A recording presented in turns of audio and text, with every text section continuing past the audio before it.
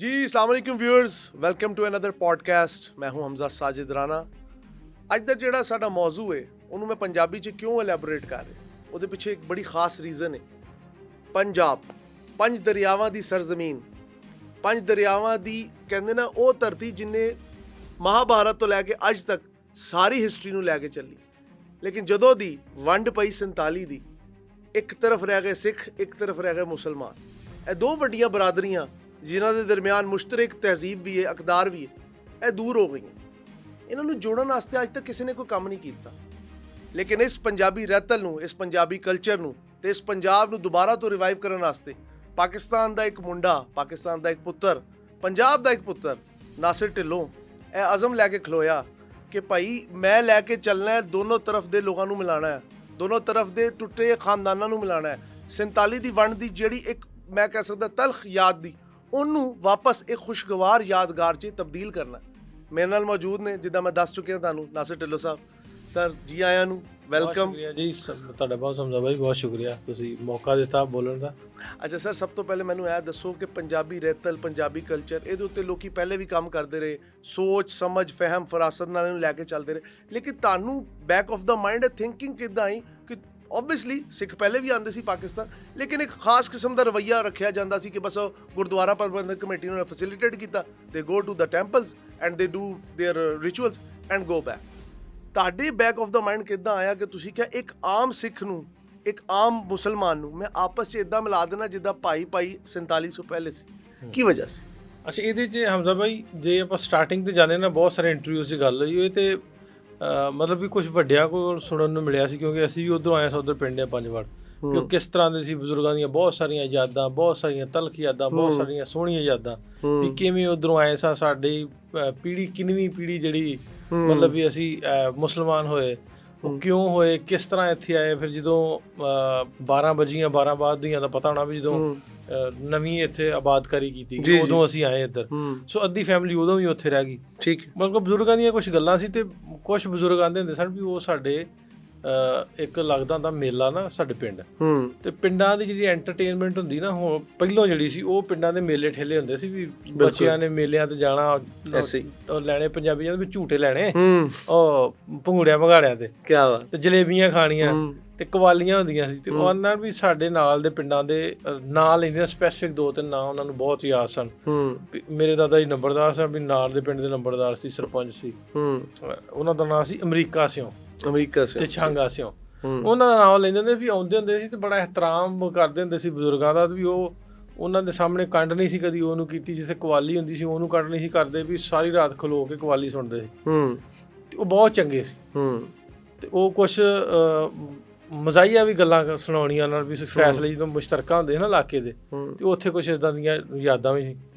ਮੈਂ ਕਹਿਣਾ ਵੀ ਛੋਟੇ ਹੁੰਦੇ ਦੀ ਗੱਲ ਹੈ ਵੀ ਦਾਦਾ ਜੀ ਆਂਦੇ ਆ ਵੀ ਸਾਡੇ ਯਾਰ ਬੜੇ ਨੇ। ਮੀਡੀਆ ਆਂਦਾ, ਮਤਲਬ ਮੇਨ ਸਟ੍ਰੀਮ ਮੀਡੀਆ ਦੀ ਗੱਲ ਕਰਦਾ, ਉਦੋਂ ਚੱਲਦਾ ਸੀ ਦੋਵਾਂ ਪਾਸੇ ਹੀ, ਵੀ ਉਹ ਨਾ ਆਖਣਾ ਵੀ ਉਹ ਨਹੀਂ ਚੰਗੇ, ਤੇ ਨਾ ਆਖਣਾ ਵੀ ਉਹ ਨਹੀਂ ਚੰਗੇ, ਦੁਸ਼ਮਣੀ। ਹਾਂ, ਦੁਸ਼ਮਣੀ ਵੀ ਜਿਵੇਂ ਹੁਣ ਚੱਲਣ ਡਿਆ।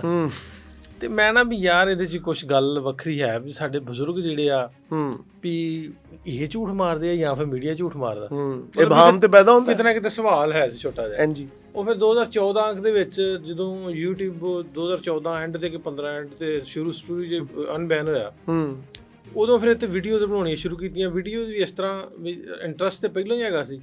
ਫਿਰ ਮੇਰੇ ਨਾਲ ਮੇਰਾ ਪ੍ਰਾਪਰਟੀ ਦਾ ਕੰਮ ਸੀ, ਮੇਰੇ ਨਾਲ ਨਨਕਾਣਾ ਸਾਹਿਬ ਤੋਂ ਮੇਰਾ ਦੋਸਤ ਆ ਲਵਲੀ, ਉਹ ਮੇਰੇ ਨਾਲ ਬਿਜ਼ਨਸ 'ਚ ਆ ਗਿਆ ਨਾ, ਪਾਰਟਨਰ ਦੇ ਤੌਰ ਤੇ। ਸੋ ਉਹ ਜਦੋਂ ਆ ਗਿਆ, ਫਿਰ ਹੋਰ ਕਿਉਰਿਓਸਿਟੀ ਥੋੜ੍ਹੀ ਵੱਧ ਗਈ, ਫਿਰ ਮਿਲਣ ਜੁਲਣ ਸ਼ੁਰੂ ਹੋ ਗਿਆ। ਜਿਹੜੇ ਉੱਧਰੋਂ ਲੋਕ ਆਉਂਦੇ ਸਨ, ਉਹ ਮੇਲੇ ਤੇ ਆਉਣਾ ਉਹਨਾਂ ਨੇ ਨਨਕਾਣਾ ਸਾਹਿਬ, ਉਦੋਂ ਪਾਬੰਦੀਆਂ ਵਾਹਵਾ ਸਨ, ਉਹ ਫਿਰ ਮੇਲੇ ਤੇ ਮਿਲਣ ਜੁਲਣ ਹੋ ਗਿਆ, ਫਿਰ ਨੰਬਰ ਐਕਸਚੇਂਜ ਹੋਣੇ ਸ਼ੁਰੂ ਹੋ ਗਏ। ਉਹ ਫਿਰ ਪਹਿਲੀ ਇੱਕ ਨਾ ਮੈਨੂੰ ਕਿਸੇ ਨੇ ਰਿਕੁਐਸਟ ਕੀਤੀ, ਮੇਰੇ ਉੱਥੇ ਲਾਗੇ ਰਹਿੰਦੇ ਸੀ, ਵੀ ਇਸ ਤਰ੍ਹਾਂ ਮੇਰੇ ਉੱਧਰ ਨਾ ਛੋਟੇ ਹੁੰਦੇ ਮੇਰੇ ਬਾਬਾ ਜੀ ਫੌਤ ਹੋ ਗਏ ਸੀ, ਹੁਣ ਉਹ ਬਜ਼ੁਰਗ ਨੇ, ਤੇ ਮੈਂ ਬੱਚਾ ਸਾਂ, ਤੇ ਉਹਨਾਂ ਨੇ ਮੈਨੂੰ ਪਿੰਡ ਦਾ ਨੰਬਰਦਾਰ ਬਣਾਇਆ। ਫੈਸਲੇ ਉਹ ਕਰਦੇ ਸੀ, ਲੇਕਿਨ ਨੰਬਰਦਾਰੀ ਮੇਰੇ ਕੋਲ ਸੀ, ਵੀ 9-10 ਸਾਲ ਦੇ ਬੱਚੇ ਕੋਲ। ਤੇ ਉਹਨਾਂ ਨੂੰ ਮੈਂ ਲੱਭਣਾ, ਮੈਂ ਅਸੀਂ ਇੱਧਰ ਆ ਗਏ, ਉਹਨਾਂ ਦਾ ਪਤਾ ਨਹੀਂ। ਹੁਣ ਉਹਨਾਂ ਦੀ ਵੀਡੀਓ ਬਣਾ ਕੇ ਸ਼ੇਅਰ ਕੀਤੀ, ਤੇ ਉਹ ਨਾ ਸਾਨੂੰ ਇੱਕ ਦਿਨ 'ਚ ਲੋਕ ਲੱਭ ਗਏ ਜਿਹਨਾਂ ਨੂੰ ਲੱਭਦੇ ਸੀ। ਵਾਹ। ਤੇ ਉੱਥੋਂ ਫਿਰ ਆਈਡੀਆ ਜਿਹਾ ਹੋ ਗਿਆ ਵੀ ਅਸੀਂ ਇਸ ਤਰ੍ਹਾਂ ਕਰਾਂਗੇ, ਅਸੀਂ ਆਹ ਕੰਟੈਂਟ ਆ, ਮਤਲਬ ਵੀ ਜੋ ਬਜ਼ੁਰਗ ਦੱਸਦੇ ਸੀ ਨਾ, ਤੇ ਉਹਦੇ ਨੂੰ ਰਿਲੇਟ ਕਰਦਾ ਕਿਤੇ ਨਾ ਕਿਤੇ। ਸਹੀ। ਤੇ ਫਿਰ ਉਹ ਬਜ਼ੁਰਗਾਂ ਦੀਆਂ ਵੀਡੀਓ ਸ਼ੇਅਰ ਕਰਨੀਆਂ ਸ਼ੁਰੂ ਕਰ ਦਿੱਤੀਆਂ। ਫਿਰ ਉੱਧਰੋਂ ਰਿਕੁਐਸਟਾਂ ਆਉਣੀਆਂ ਸ਼ੁਰੂ ਹੋ ਗਈਆਂ ਵੀ ਮੇਰੀ ਇੱਧਰ ਕੋਈ ਭੈਣ ਰਹਿ ਗਈ, ਕੋਈ ਆਖੇ ਮੇਰਾ ਉੱਧਰ ਭਰਾ ਰਹਿ ਗਿਆ, ਉਹਨਾਂ ਨੂੰ ਲੱਭ ਦਿਓ। ਉਹ ਫਿਰ ਅਸੀਂ ਜਿਹੜੀ ਵੀਡੀਓ ਪਾਉਣੀ ਉਹਦੇ ਤੇ ਮਤਲਬ ਵੀ ਉਹ ਤਕਰੀਬਨ 99% ਲੋਕ ਜਿਹੜੇ ਉਹ ਮਿਲ ਜਾਂਦੇ ਨੇ। ਸੋ ਇੱਥੋਂ ਫਿਰ ਸ਼ੁਰੂ ਹੋ ਗਿਆ। ਅੱਛਾ ਨਾਸਿਰ ਭਾਈ, ਮੈਨੂੰ ਇਹ ਦੱਸੋ ਕਿ ਸਾਡੇ ਆ ਇੱਥੇ ਪੰਜਾਬ 'ਚ ਇੱਕ ਕਲਚਰ ਹੈ ਕਿ ਅਸੀਂ ਨਾ ਸਿਰਫ ਪੰਜਾਬੀ ਨੂੰ ਪੰਜਾਬੀ ਡੇ ਦੇ ਮੁਤਾਬਿਕ ਬਣਾਉਂਦੇ ਹਾਂ, ਜਾਂ ਪੰਜਾਬੀ ਕੌਮ ਨੂੰ ਭੰਗੜਾ ਪਾਉਣ ਵਾਲੀ ਜਾਂ ਜੁਗਤਾ ਮਾਰਨ ਵਾਲੀ। ਸੌਰੀ ਟੂ ਸੇ, ਇਹ ਸਾਡਾ ਇੱਕ ਆਮ ਫਹਿਮ ਸ਼ਹਿਰੀ ਦਾ ਜਿਹੜਾ ਮਿਜ਼ਾਜ ਹੈ ਉਹ ਹੈ। ਤੁਸੀਂ ਕੀ ਸਮਝਦੇ ਹੋ ਕਿ ਪੰਜਾਬੀ ਨੂੰ ਸਾਂਭਿਆ ਲਹਿੰਦੇ ਪੰਜਾਬ ਨੇ ਕਿ ਚੜ੍ਹਦੇ ਪੰਜਾਬ ਨੇ, ਜਾਂ ਦੋਨਾਂ ਨੇ ਭੁਲਾਤਾ ਸੀ ਹੁਣ ਦੁਬਾਰਾ ਰਿਵਾਈਵਲ ਆਇਆ?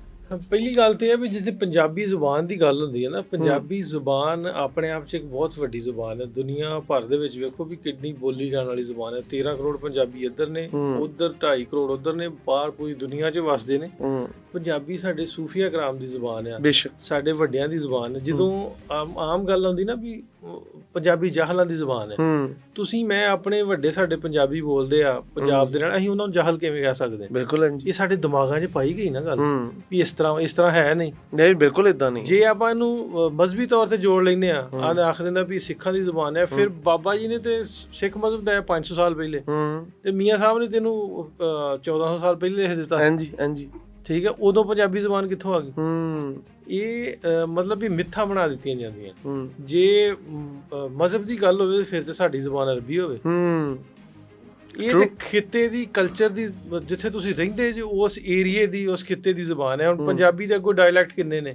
ਪੋਠੋਹਾਰੀ ਆ, ਸਰੈਕੀ ਆ, ਦੂਜੇ ਤੀਜੇ, ਮਤਲਬ ਕਾਫੀ ਸਾਰੇ ਡਾਇਲੈਕਟ। ਹਾਂਜੀ ਹਾਂਜੀ ਹਾਂਜੀ। ਤੇ ਫਿਰ ਅਸੀਂ ਉਹਨਾਂ ਨੂੰ ਕਵਾਂਗੇ ਵੀ ਨਹੀਂ, ਇਹ ਮਤਲਬ ਇਹ ਸਾਡੇ ਮਜ਼ਹਬ ਨਹੀਂ, ਇਸ ਗੱਲ ਦੀ ਇਜਾਜ਼ਤ ਦਿੰਦਾ ਵੀ ਇਹ ਜ਼ੁਬਾਨ ਨਹੀਂ। ਫਿਰ ਸਿੰਧੀਆਂ ਦੀ ਜ਼ੁਬਾਨ ਵੀ ਸਿੰਧੀ ਨਾ ਹੋਵੇ, ਉਹਨਾਂ ਦੀ ਵੀ ਅਰਬੀ ਹੋਵੇ। ਬਿਲਕੁਲ।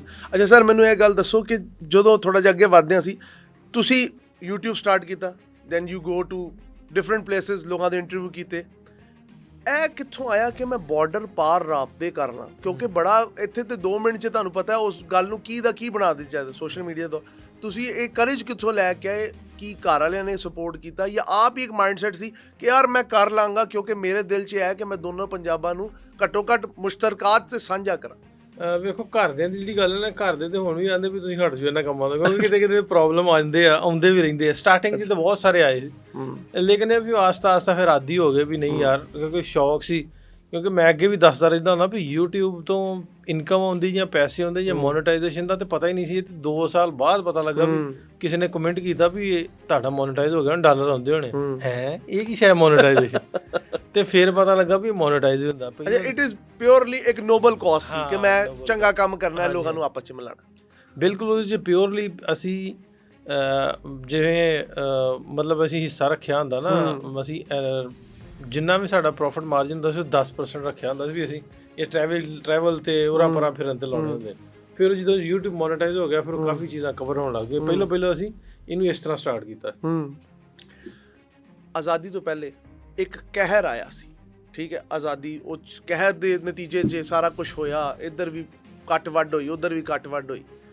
ਇਹਨੂੰ ਮੁਹੱਬਤ ਦੀ ਲਹਿਰ 'ਚ ਤੇ ਜਿਹੜੇ ਪੰਜਾਬੀ ਇੰਡਸਟਰੀ ਹੈ, ਪੰਜਾਬੀ ਟੈਲੀਵਿਜ਼ਨ ਇੰਡਸਟਰੀ ਹੈ, ਪੰਜਾਬੀ ਬਿੰਨੂ ਢਿੱਲਨ, ਜਸਵਿੰਦਰ ਭੱਲਾ ਜੀ, ਸਾਰਾ ਕੁਝ, ਇਹਨਾਂ ਨਾਲ ਫਿਰ ਕਿੱਦਾਂ ਤਾਲੁਕ ਬਣਿਆ? ਕਿ ਜਿੱਦਾਂ ਤੁਹਾਨੂੰ ਤੇ ਹੁਣ ਮਾਸ਼ਾਅੱਲਾ ਜਦੋਂ ਤੁਸੀਂ ਲਾਸਟ ਗਿੱਪੀ ਗਰੇਵਾਲ ਜੀ ਆਏ ਨੇ, ਤੁਸੀਂ ਸਾਰੇ ਉਸ ਚੀਜ਼ ਨੂੰ ਮੈਨੇਜ ਕੀਤਾ, ਉਸ ਟ੍ਰਿਪ ਨੂੰ ਮੈਨੇਜ ਕੀਤਾ, ਉਹਨਾਂ ਦੇ ਪਿੰਡ ਤੱਕ ਰਸਾਈ ਕਰਾਈ, ਉਹ ਸਾਰਾ ਕੀ ਥਾਟ ਪ੍ਰੋਸੈਸ ਸੀ, ਕਿੱਦਾਂ? ਕਿਉਂਕਿ ਇੱਕ ਓਬਵੀਅਸਲੀ ਜਿਹੜੇ ਸੈਲੇਬ੍ਰਿਟੀਜ਼ ਨੇ ਉਹ ਤੇ ਬੜੇ ਪ੍ਰੋਟੋਕੋਲਸ ਦੇ ਆਦੀ ਹੁੰਦੇ ਨੇ ਸਾਰੀ ਚੀਜ਼ਾਂ। ਵੇਖੋ, ਕਿਉਰਿਓਸਿਟੀ ਬਿਲਕੁਲ ਇਸ ਤਰ੍ਹਾਂ ਹੀ ਹੁੰਦੀ ਹੈ ਜਿਵੇਂ ਸਾਨੂੰ ਆਪਣਾ ਪਿੰਡ ਵੇਖਣ ਦੀ, ਉਹਨਾਂ ਨੂੰ ਮੈਨੂੰ ਲੱਗਦਾ ਆਪਣੇ ਨਾਲ ਥੋੜੀ ਬਹੁਤੀ ਹੈ। ਸੋਸ਼ਲ ਮੀਡੀਆ ਤੇ ਆ ਗਏ, ਪੰਜਾਬੀ ਤੇ ਕੰਮ ਕਰਨ ਲੱਗ ਪਏ, ਉੱਧਰਲੇ ਲੋਕ ਜਦੋਂ ਆਉਣ ਲੱਗ ਪਏ, ਉਹਨਾਂ ਨੂੰ ਮਿਲਣ ਲੱਗ ਪਏ, ਫਿਰ ਆਸਤਾ ਆਸਤਾ ਇੰਟਰੈਕਸ਼ਨ ਹੁੰਦੀ ਗਈ ਲੋਕਾਂ ਉਹਨਾਂ ਦੇ ਨਾਲ। ਮਤਲਬ ਉਹਨਾਂ ਨੂੰ ਇੱਧਰ ਆਪਣੇ ਪਿੰਡਾਂ ਨੂੰ ਵੇਖਣ ਦੀ ਖੁਆਇਸ਼, ਪਾਕਿਸਤਾਨ ਵੇਖਣ ਦੀ ਖੁਆਇਸ਼, ਮਜ਼ਹਬੀ ਤੌਰ ਤੇ ਜੁੜੇ ਉਹਨਾਂ ਨੂੰ ਇਹ ਬੜੀ ਖੁਆਇਸ਼ ਹੁੰਦੀ ਵੀ ਅਸੀਂ ਪਾਕਿਸਤਾਨ ਜਾਈਏ, ਪੰਜਾਬ ਵੇਖੀਏ, ਉਹ ਪੰਜਾਬ ਕਿੱਦਾਂ ਦਾ, ਮਤਲਬ ਵੀ ਉਹ ਲੋਕ ਕਿੱਦਾਂ ਬੋਲਦੇ। ਪਹਿਲਾਂ ਤੇ ਐਂ ਹੁੰਦਾ ਸੀ ਵੀ ਯਾਰ ਤੁਸੀਂ ਪੰਜਾਬੀ ਬੋਲਦੇ ਜੇ, ਤੁਹਾਡੀ ਪੰਜਾਬੀ ਸਾਡੇ ਵਰਗੀ ਆ। ਮੈਂ ਨਾ ਵੀ ਮੂੰਹ ਜੋ ਤੁਹਾਡੇ ਵਰਗਾ ਵੀ ਹੈ ਜੋ ਇੱਕੋ ਕੁਛ ਹੈ, ਮਤਲਬ ਵੀ ਸਾਡੀ ਧਰਤੀ ਜੋ ਇੱਕ ਹੈ, ਸਾਡੀ ਮਿੱਟੀ ਜੋ ਇੱਕ ਆ, ਸੋ ਸਾਡੀ ਬੋਲੀ ਵੀ ਇੱਕ ਆ। ਸੋ ਇਹਦੇ 'ਚ ਇਹ ਆ ਵੀ ਮਜ਼ਹਬ ਦਾ ਜਿਹੜਾ ਉਹਨੂੰ ਇਖਤਿਆਰ ਕਰਨਾ ਉਹ ਤੇ ਸਾਡਾ ਆਪਣਾ ਨਾ ਫੈਸਲਾ ਕਿ ਅਸੀਂ ਕਰ ਲਿਆ। ਵੈਸੇ ਮਿੱਟੀ, ਸਾਡਾ ਕਲਚਰ, ਸਾਡੀ ਰਹਿਤਲ, ਸਾਡਾ ਸਾਰਾ ਕੁਝ ਤੇ ਸਾਡਾ ਬਲੱਡ ਇੱਕ ਆ। ਉਹ ਹਿੰਦੂ ਹੋਵੇ, ਸਿੱਖ ਹੋਵੇ, ਜਿਹੜੇ ਇਸ ਖਿੱਤੇ 'ਤੇ ਰਹਿਣ ਵਾਲੇ ਆ, ਉਹਨਾਂ ਦੀ ਬੋਲੀ ਤੇ ਇੱਕ ਆ। 2019 ਕਰਤਾਰਪੁਰ ਕੋਰੀਡੋਰ ਦਾ ਇਫਤਿਤਾਹ, ਉਹਦੇ ਬਾਅਦ ਇੱਕ ਸਪੀਡ ਆਈ ਸਿੱਖ ਇਜ਼ਮ ਦੇ ਲੋਕਾਂ ਦੀ ਪਾਕਿਸਤਾਨ ਵੱਲ ਵਧਣ ਦੀ, ਉਹ ਚਾਹੇ ਇੰਟਰਨੈਸ਼ਨਲੀ ਹੋਏ ਨੈਸ਼ਨਲੀ ਹੋਏ। ਤੁਸੀਂ ਕੀ ਸਮਝਦੇ ਹੋ? ਤੇ ਨਾਲੇ ਉਹ ਵਾਕਿਆ ਮੈਨੂੰ ਲਾਜ਼ਮੀ ਸ਼ੇਅਰ ਕਰੋ ਜਿਹੜੇ ਤੁਸੀਂ 2 ਭਰਾ ਮਿਲਾਏ ਨੇ, ਉਹ ਭਰਾ ਕਿੱਥੇ ਦੇ ਸੀ, ਉਹ ਵਾਕਿਆ ਸੀ ਕੀ ਸੀ, ਉਹਦੇ ਪਿੱਛੇ ਬੈਕਗ੍ਰਾਉਂਡ ਕੀ ਸੀ, ਕਿ ਉਹ ਤੁਹਾਨੂੰ ਮਿਲੇ ਕਿੱਦਾਂ, ਮਤਲਬ ਤੁਹਾਡਾ ਇੰਟਰੈਕਸ਼ਨ ਕਿੱਦਾਂ ਹੋਇਆ? ਪਹਿਲਾਂ ਤੇ ਜਦੋਂ ਕਰਤਾਰਪੁਰ ਸਾਹਿਬ ਕੋਰੀਡੋਰ ਖੁੱਲਿਆ ਉਸ ਤੋਂ ਬਾਅਦ ਇੰਨੀ ਤੇਜ਼ੀ ਆਈ ਆ ਵੀ ਹੁਣ ਜਿਹੜੀ ਇੰਡੀਅਨ ਗਵਰਨਮੈਂਟ ਆ ਉਹਨਾਂ ਨੂੰ ਜੰਗ ਦੀ ਆੜ ਲੈ ਕੇ ਇਹਨੂੰ ਬੰਦ ਕਰਨਾ ਪਿਆ। ਬੰਦ ਇਵੇਂ ਕਰਨਾ ਪਿਆ ਵੀ ਇਸ ਵਾਰੀ ਅਪ੍ਰੈਲ ਐਂਡ ਤੱਕ, ਜੰਗ ਲੱਗਣ ਤੋਂ ਪਹਿਲੇ ਤੱਕ ਰੋਜ਼ਾਨਾ ਤੁਸੀਂ ਬਾਰਡਰ ਤੋਂ ਡਾਟਾ ਲੈ ਲਿਓ, 500 700 1000 ਸਿੱਖ ਜਿਹੜੇ ਉਹ ਪਾਕਿਸਤਾਨ ਆਉਂਦੇ ਸੀ ਰੋਜ਼ਾਨਾ। ਇੰਨੀ ਵੱਡੀ ਤਾਦਾਦ, ਇੰਨੀ ਵੱਡੀ ਗਿਣਤੀ ਹੋ ਗਈ, ਤੁਸੀਂ ਡਾਟਾ ਲੈ ਸਕਦੇ ਜੇ। ਸੋ ਉਹਨਾਂ ਨੂੰ ਤੰਗ ਵੀ ਮੈਨੂੰ ਲੱਗਦਾ ਵੀ ਮੋਦੀ ਗਵਰਨਮੈਂਟ ਨੂੰ ਇਸੇ ਚੀਜ਼ ਨੇ ਕੀਤਾ ਵੀ ਇਹ ਤੇ ਬਹੁਤ ਲੋਕ ਲਾਗੇ ਤੇ ਬਹੁਤ ਜਾਣ ਲੱਗ ਪਏ, ਮਤਲਬ ਇੰਨੀ ਵੱਡੀ ਤਾਦਾਦ 'ਚ ਲੋਕ ਆਉਣ ਲੱਗ ਪਏ। ਤੇ ਉਹ ਇਹਦੇ ਵਿੱਚ ਵੇਖ ਲਓ ਵੀ ਸਾਡੇ ਮੁਲਕ ਦੀ ਮੁਇਸ਼ਤ ਕਿੱਥੇ ਜਾ ਰਹੀ ਸੀ। ਵੀ ਇੱਕ ਬੰਦਾ ਹੁੰਦਾ ਨਾ ਜਿਹੜਾ USA ਅਮਰੀਕਾ ਕੈਨੇਡਾ ਤੋਂ ਜ਼ਿਆਦਾ ਲੋਕ ਉੱਥੇ ਨੇ, ਉਹਨਾਂ ਨੂੰ ਵੀਜ਼ਾ ਆਸਾਨੀ ਮਿਲ ਜਾਂਦਾ, ਬਲਕਿ ਮਲਟੀਪਲ ਮਿਲ ਜਾਂਦਾ। ਉਹਨਾਂ ਵਾਸਤੇ 10-15 ਲੱਖ ਪਾਕਿਸਤਾਨੀ 20 ਲੱਖ 8 ਦਿਨ 'ਚ ਲਾ ਕੇ ਜਾਣਾ ਕੋਈ ਮੁਸ਼ਕਿਲ ਨਹੀਂ ਹੈ, ਉਹ ਲਾਉਂਦੇ ਵੀ ਸੀ। ਮਤਲਬ ਪਾਕਿਸਤਾਨ ਨੂੰ ਇੱਕ ਬਹੁਤ ਵੱਡਾ ਰੈਵਨਿਊ ਆਉਣ ਡਿਆ ਸੀ ਇਸ ਮੱਧ ਦੇ ਵਿੱਚ। ਉਹਦੇ ਨਾਲ ਟੂਰਿਜ਼ਮ ਇੰਡਸਟਰੀ ਵੱਡੀ ਹੋਣ ਡਈ ਸੀ, ਮਤਲਬ ਲੋਕਾਂ ਦਾ ਰੋਜ਼ਗਾਰ ਜੁੜਨ ਡਿਆ ਸੀ। ਸਾਡੇ ਇੱਥੇ ਜਿਹੜੇ ਉਹਨਾਂ ਦੇ ਗੁਰਧਾਮ ਨੇ, ਗੁਰਦੁਆਰਾ ਸਾਹਿਬਾਨ ਨੇ, ਉਹਨਾਂ ਦੀ ਰੇਖ ਦੇਖ ਵਧੀਆ ਹੋਣ ਲੱਗ ਪਈ ਸੀ। ਉੱਥੋਂ ਦੇ ਜਿਹੜੇ ਗਿਆਨੀ ਨੇ, ਉੱਥੇ ਕੰਮ ਕਰਨ ਵਾਲੇ ਨੇ, ਮਤਲਬ ਵੀ ਉਹ ਲੋਕ ਵਧੀਆ ਉਹਨੂੰ ਕਰਨ ਲੱਗ ਪਏ ਸੀ ਸਾਰਾ। ਸੋ ਮੈਨੂੰ ਲੱਗਦਾ ਇਹਨੂੰ ਬੰਦ ਕਰਨ ਦੀ ਵਜ੍ਹਾ ਹੈ ਵੀ ਲੋਕਾਂ ਦਾ ਧਿਆਨ ਜ਼ਿਆਦਾ ਹੋ ਗਿਆ, ਇੰਟਰੈਕਸ਼ਨ ਜ਼ਿਆਦਾ ਹੋ ਗਈ। ਅਗਲਾ ਸਵਾਲ ਵੀ ਜਿਹੜੇ 2 ਭਰਾ ਮਿਲੇ ਸੀ, ਉਹ ਭਰਾ ਉਸ ਤਰ੍ਹਾਂ ਦੀਆਂ ਫੈਮਲੀਆਂ, ਅਸੀਂ ਤਕਰੀਬਨ 300 ਤੋਂ ਵੱਧ ਫੈਮਲੀਆਂ ਮਿਲਾਈਆਂ ਜਿਨ੍ਹਾਂ ਦਾ ਮੈਨੂੰ ਪਤਾ ਵੀ ਅਸੀਂ ਇੰਡੀਵਿਜੂਅਲੀ ਆਪ ਜਾਂ ਓਵਰ ਦਾ ਫੋਨ, ਓਵਰ ਦਾ ਵੀਡੀਓ ਜਾਂ ਵਰਚੁਅਲੀ ਜਾਂ ਉਹਨਾਂ ਨੂੰ ਫਿਜ਼ੀਕਲੀ ਮਿਲਾਇਆ। ਕਰਤਾਰਪੁਰ ਕੋਰੀਡੋਰ ਦੀ ਵਜ੍ਹਾ ਨਾਲ ਆਸਾਨੀਆਂ ਬਹੁਤ ਹੋ ਗਈਆਂ ਤੇ ਉਹਨਾਂ ਉੱਥੇ ਸਾਨੂੰ ਮਿਲਾਉਣਾ ਸੌਖਾ ਹੋ ਗਿਆ। ਉਹ ਬਹੁਤ ਸਾਰੀਆਂ ਫੈਮਲੀਆਂ ਮਿਲਾਈਆਂ। ਇਸੇ ਤਰ੍ਹਾਂ ਹੀ ਉਹਨਾਂ ਦੇ ਬਜ਼ੁਰਗ ਜਿਹੜੇ ਨੇ, ਉਹਨਾਂ ਨੇ ਇੱਕ ਮੁੰਡਾ ਉਹਨਾਂ ਦੇ ਪਿੰਡ ਦਾ, ਉਹਨੇ ਮੈਨੂੰ ਕਿਹਾ ਵੀ ਇਸ ਤਰ੍ਹਾਂ ਯਾਰ ਸਾਡੇ ਪਿੰਡ ਬਜ਼ੁਰਗ ਉਹ ਬਹੁਤ ਰੋਂਦਾ ਵੀ ਮੇਰਾ ਭਰਾ ਇਕੱਲਾ ਉੱਧਰ ਰਹਿ ਗਿਆ, ਉਹਨੂੰ ਲੱਭਦੇ। ਤੇ ਉਹਦੀ ਅਸੀਂ ਵੀਡੀਓ ਪਾਈ ਤੇ ਅਗਲੇ ਦਿਨ ਹੀ ਉੱਥੋਂ ਉਹਨਾਂ ਦੇ ਪਿੰਡ ਦੇ ਡਾਕਟਰ ਸਾਹਿਬ ਨੇ, ਉਹਨਾਂ ਨੇ ਆਖਿਆ ਵੀ ਇਹ ਤਾਂ ਬੰਦਾ ਹੈਗਾ ਜਿਹੜਾ ਤੁਸੀਂ ਨਾਲ ਲੈਂਦੇ ਜੀ। ਉਹਨੇ ਮੇਰੀ ਗੱਲ ਕਰਾਈ, ਮੈਂ ਅਗਲੇ ਦਿਨ ਜਾ ਕੇ ਉਹਨਾਂ ਦੀ ਵੀਡੀਓ ਕਾਲ ਤੇ ਗੱਲ ਕਰਾਈ। ਅੱਛਾ। ਫਿਰ ਉੱਧਰੋਂ ਕਰੋਨਾ ਆ ਗਿਆ, ਆਈ ਥਿੰਕ ਕਰੋਨਾ ਆ ਗਿਆ ਤੇ ਉਹਦੀ ਵਜ੍ਹਾ ਨਾਲ ਬੰਦ ਹੋ ਗਿਆ ਬਾਰਡਰ। ਫਿਰ ਉਹ ਸਾਲ ਕੁ ਬਾਅਦ ਖੁੱਲ੍ਹਾ। ਫਿਰ ਉਹਨਾਂ ਨੂੰ ਕਰਤਾਰਪੁਰ ਸਾਹਿਬ ਲਿਜਾ ਕੇ ਇਹ ਸਾਰਾ ਪਿੰਡ ਬੱਸ ਭਰ ਕੇ ਜਿੰਨੇ ਜਾ ਸਕਦੀ ਇਹ ਗਏ। ਉੱਧਰੋਂ ਉਹਨਾਂ ਦੇ ਪਿੰਡ ਦੇ ਸਾਰੇ ਲੋਕ ਆਏ। ਪਰ ਇਸ ਤਰ੍ਹਾਂ ਉਹਨਾਂ ਦੀ ਮੁਲਾਕਾਤ ਉੱਥੇ ਹੋਈ। ਉਹ ਵਾਸ਼ਿੰਗਟਨ ਪੋਸਟ ਨੇ, ਸਾਰੇ ਵੱਡੇ ਇੰਟਰਨੈਸ਼ਨਲ ਜਰਾਇਦ ਵਿੱਚ ਉਹਦੀ ਉਸकी ਪੂਰੀ ਇੱਕ ਡਿਟੇਲ ਆਈ ਹੈ। ਅਲ ਜਜ਼ੀਰਾ, BBC ਸਾਰਿਆਂ ਨੂੰ ਛਾਪਿਆ। ਲੇਕਿਨ ਇਹ ਵੀ ਦੂਜੀਆਂ ਸਟੋਰੀਆਂ ਵੀ ਇਸ ਤਰ੍ਹਾਂ ਦੀਆਂ ਅਸੀਂ 300 ਦੇ ਕੋਲ ਕੀਤੀਆਂ। हाउ इज इट फील जब बिछड़े हुए लोग मिलते हैं और एक ऑब्वियसली जज्बाती एक ताल्लुक होता है और इंसान बहुत ज़्यादा जुड़ता है, तो कैसा फील होता है कि अल्लाह ताला मुझसे क्या काम ले रहा है? ਬੜਾ ਚੰਗਾ ਲੱਗਦਾ। ਲੋਕ ਜਦੋਂ ਦੁਆਵਾਂ ਦਿੰਦੇ ਆ ਵੀ ਮਤਲਬ ਮਾਂ ਪਿਓ ਨੂੰ ਦੁਆਵਾਂ ਦਿੰਦੇ ਆ ਵੀ ਜਿਨ੍ਹਾਂ ਨੇ ਤੁਹਾਨੂੰ ਜੰਮਿਆ ਉਹਨਾਂ ਨੂੰ, ਮਤਲਬ ਵੀ ਉਹ ਕਿੱਡੇ ਅਜ਼ੀਮ ਲੋਕ ਨੇ। ਚੰਗਾ ਲੱਗਦਾ, ਵਧੀਆ ਲੱਗਦਾ। ਫਿਰ ਉੱਥੇ ਦੂਸਰਾ ਪੁਆਇੰਟ ਉਹਦਾ ਇਹ ਵੀ ਆ ਵੀ ਕੁਛ ਤਾਕਤਾਂ ਨੂੰ ਇਹ ਚੰਗਾ ਵੀ ਨਹੀਂ ਲੱਗਦਾ। ਉਹਨਾਂ ਤਾਕਤਾਂ ਨੇ ਮਤਲਬ ਪਿਛਲੇ ਦਿਨਾਂ ਦੇ ਵਿੱਚ ਮੇਰੇ ਕੋਲ ਬਹੁਤ ਸਾਰੇ ਪਾਕਿਸਤਾਨ ਯੂਟਿਊਬਰਸ ਆਏ ਇੰਡੀਆ ਤੋਂ, ਈਵਨ ਹਿੰਦੂ ਬੜੀ ਬੜੀ ਫੋਲੋਇੰਗ ਵਾਲੇ ਕਾਫੀ ਸਾਰੇ ਆਏ ਲੋਕ। ਮਤਲਬ ਜਦੋਂ ਇੱਧਰ ਹੋ ਗਏ ਹੁਣ ਜੰਗ ਤੋਂ ਬਾਅਦ ਕੁਛ ਨੂੰ ਉਹਨਾਂ ਨੇ ਮਤਲਬ ਉਹਨਾਂ ਤੇ FIRs ਕਰ ਦਿੱਤੀਆਂ ਤੇ ਮੈਨੂੰ ISI ਦਾ ਏਜੰਟ ਬਣਾਤਾ। ਮੈਂ ਦੱਸਣ ਲੱਗਾ ਵੀ ਮੀਡੀਆ ਦਾ ਕੰਮ ਕੀ ਹੈ। ਮਤਲਬ ਅਸੀਂ ਲਾਏ 10 ਸਾਲ ਲੋਕਾਂ ਨੂੰ ਜੋੜਨ ਤੇ, ਉਹਨਾਂ ਲਾਏ 10 ਦਿਨ ਇਹ ਸਾਰਾ ਕੁਝ ਖਰਾਬ। 10 ਮਿੰਟ ਲਾਏ ਜੀ, 10 ਮਿੰਟ ਹੀ ਲਾਏ। 10 ਮਿੰਟ ਲਾਏ ਤੇ 10 ਦਿਨਾਂ 'ਚ ਉਹ ਇੰਨੇ ਲੋਕਾਂ ਨੂੰ ਡਰਾ ਦਿੱਤਾ ਵੀ ਲੋਕ ਹੁਣ ਇੱਧਰ ਮਤਲਬ ਵੀ ਆਉਣ, ਮਤਲਬ ਵੀ ਹੁਣ ਖੁੱਲ੍ਹ ਵੀ ਗਿਆ। ਜਿਹੜੇ ਬਾਹਰ ਵੀ ਨੇ ਲੋਕ ਉਹ ਵੀ ਘੱਟ ਆ ਰਹੇ ਨੇ। ਮਤਲਬ ਉਹਨਾਂ ਦੀ ਤਾਦਾਦ 100 चों 1% रह गई। Can I share a personal experience आपके हवाले से? हाँ जी। मैं अलहमरा के अंदर एक शो कर रहा था पंजाबी कल्चर के ऊपर। एक सिख आए हुए थे, उन्होंने कहा असी सिर्फ किनू जान के आए हैं, एक बंदा है। मैं कहा कौन? कहता ढिल्लो कर गया कुछ। मैं कहा वकील ढिल्लो तो तुहाडे वाला? कहते नहीं नहीं। फिर तो उन्होंने तुहाडा नाम लिया, नासिर ढिल्लो। कहते यार उस बंदे ने ना साडे अंदर ना एक ना अपील जगाई है कि मुहब्बत किसी भी तरीके नाल हो सकदी ते credit goes to you. Last 'ਚ ਮੈਨੂੰ ਇਹ ਦੱਸੋ, ਜਿਹੜਾ ਤੁਹਾਡਾ ਜਿਹੜੇ ਜਸਵਿੰਦਰ ਭੱਲਾ ਸਾਹਿਬ ਸੀ, ਫੌਤ ਹੋ ਗਏ ਨੇ, ਬੜਾ ਅਫਸੋਸ ਦੀ ਗੱਲ ਹੈ, ਇੱਕ ਪੰਜਾਬੀ ਇੰਡਸਟਰੀ ਦਾ ਨੁਕਸਾਨ। ਤੁਹਾਡਾ ਉਹਨਾਂ ਨਾਲ ਕਿੱਦਾਂ, ਕਿਉਂਕਿ ਤੁਹਾਡੀ ਉਹ ਵੀਡੀਓ ਮਿਲੀਅਨਸ 'ਚ ਗਈ, ਠੀਕ ਹੈ, ਪੂਰੀ ਦੁਨੀਆ ਨੇ ਕਿਹਾ ਜੀ ਕਿ ਇਹ ਬੰਦਾ ਉਸ ਬੰਦੇ ਨੂੰ ਲੈ ਜਿਹੜੀ ਪੰਜਾਬੀ ਟੈਲੀਵਿਜ਼ਨ ਦੀ ਪਹਿਚਾਣ ਹੈ।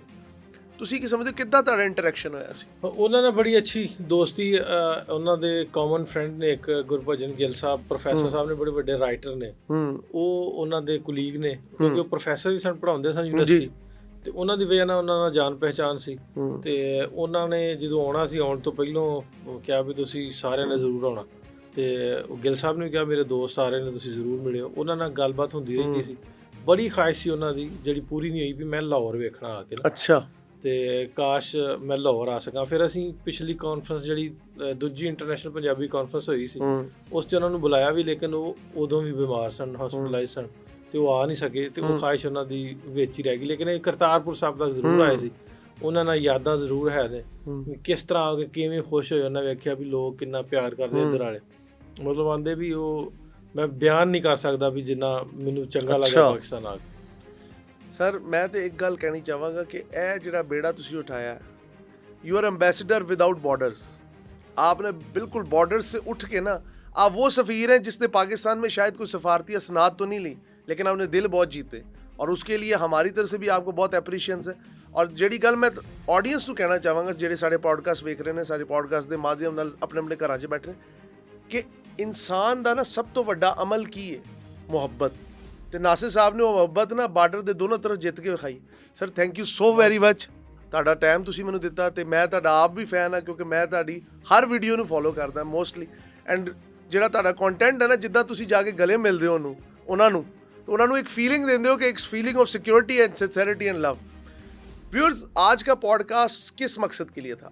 नासिर साहब से आपको मिलवाना तो मकसूद था, लेकिन साथ साथ ये भी बताना मकसूद था कि पंजाब उधर का हो इधर का हो, जो मुश्तरकात हैं, वैल्यूज़ हैं, कल्चर है, शेयर्ड ट्रेडिशन है, शेयर्ड वैल्यूज़ है, शेयर्ड माइंडसेट है, उसकी आबियारी किस तरह की जाए। और नासिर ढिल्लों साहब जिस तरह के लोग इस वक्त दकियानूसी माहौल है, तंग नज़री का माहौल है, भाई भाई का दुश्मन, तो ऐसे लोग यकीनन आने वाले वक्त के लिए एक मशले राह साबित हो सकते हैं। अपने कीमती फीडबैक से हमें ज़रूर आगाह करिएगा, क्योंकि इससे आपकी और हमारी बहुत रहनुमाई होती है।